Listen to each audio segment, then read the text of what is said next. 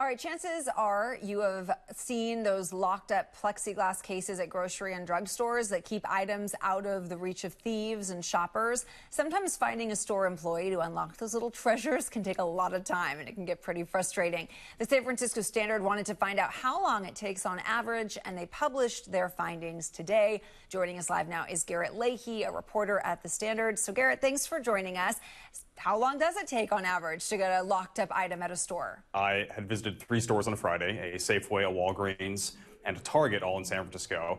And wait times can be kind of a mixed bag. It's sort of luck of the draw. If there's a worker nearby and they happen to be free, maybe you won't have to wait too long. But other times, and this was common at the Safeway, according to the customers I spoke to, if workers are busy or it's a very large store with lots of distance to cover, you could be waiting upwards of 3 minutes for just a tube of toothpaste, for example. So tell me a little about the methods used in your experiment. So what I did was I went down to stores and just went to get some basic items, except specifically looking for things that are commonly locked up. I mentioned toothpaste, also things like toothbrushes, Tide Pods, interestingly, are often locked up. And I went with a stopwatch, and I would press the button and see how long it took for someone to come and unlock the case. Things like painkillers from the Target took about 45 seconds, but when I went to get a tube of toothpaste from the Safeway, it took 3.5 minutes. So you're saying that ultimately Safeway was the longest wait. Were you able to glean that from this? So actually at the Target as well, I went to the electronics section to get an SD card, and that also took about 3.5 minutes. So, like I mentioned, sometimes it can be a quick wait at the store. Just kind of depends on where the workers are, how busy they are. But sometimes in other sections, especially ones maybe further away, like the electronics section was in the back of the Target, right, you may end up having to wait a little longer just based on the location as well. So your article also mentions that at some stores, the employee won't even give a customer the item, instead just taking it right to the register.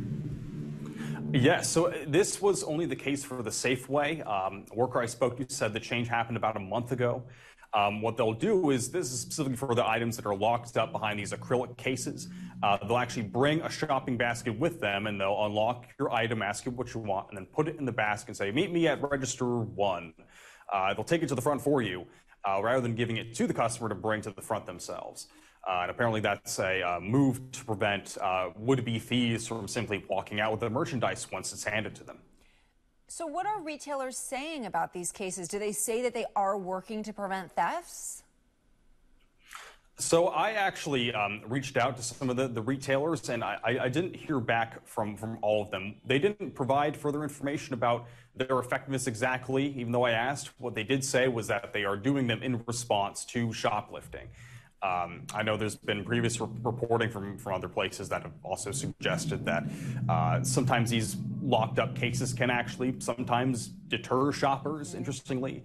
One customer I spoke with at the Safeway said that she often just orders her, toothbrushes, toothpaste on Amazon, because at the Safeway she lives near, it's all locked down, and it takes minutes to up to several minutes for someone to come and unlock it for them. So. Right, especially if she's trying to get a few items. If you're saying it takes a couple minutes for one item, then you go to another part of the store, you wait another couple minutes, it has to get pretty frustrating for people. And you wonder if it is pushing people to shop online.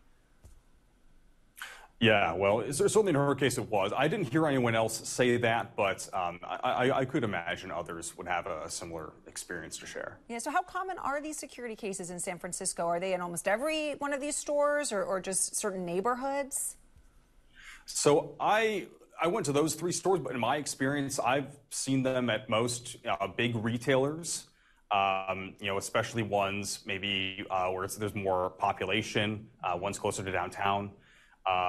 Certainly at the Walgreens I went to in South Beach, pretty quiet store, but their deodorant aisle was locked up. I've seen deodorant locked up in multiple Walgreens, same with toothbrushes, over-the-counter meds, of course, and then anywhere with hard liquor for sale, like a grocery store, that's also frequently locked up. And you could imagine that would be targeted for theft as well. Absolutely. And we know it's not just San Francisco. I was in Alameda over the weekend and saw it happening there too. So Garrett Leahy with the San Francisco Standard, thanks so much for joining us. Really interesting report. Thank you. Thank you. And you can check out more of the San Francisco Standard's other original reporting on their website, sfstandard.com. And ABC7 will continue to bring you more segments featuring the Standard's city-focused journalism. Look for that twice a week right here on Getting Answers at 3 p.m.